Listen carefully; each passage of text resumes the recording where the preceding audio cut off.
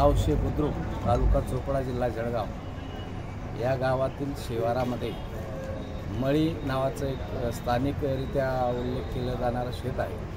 त्यामध्ये आंब्याची बाग आहे।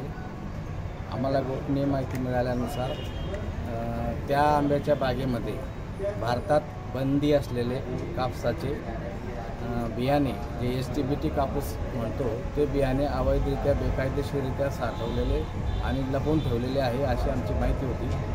त्यानुसार आम्ही त्या मळीच्या शेतात गेलो। पंचासह स्थानिक पोलीस पाटील सर्वांनी मिळून त्या आंब्याच्या बागेमध्ये शोध घेतला तर त्या ठिकाणी एका आंब्याच्या झाडाखाली ही 17 बॅगा भरून जवळजवळ 850 पाकिटे आम्हाला आढळून आली।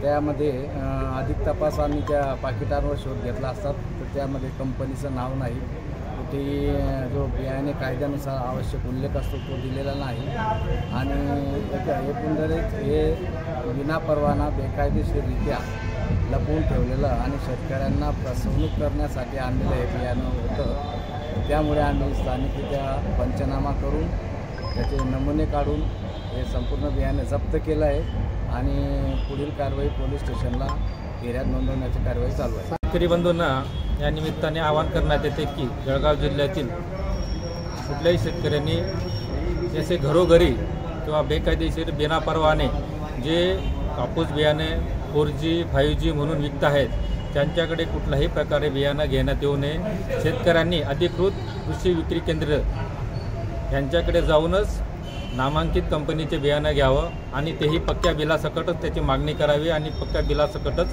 त्यांनी खरेदी आहे। कुठल्याही प्रकारे विना पावती विना बिल शेतकऱ्यांनी बियाणे खरेदी करू नये असं कृषी विभागातर्फे आवाहन करतात।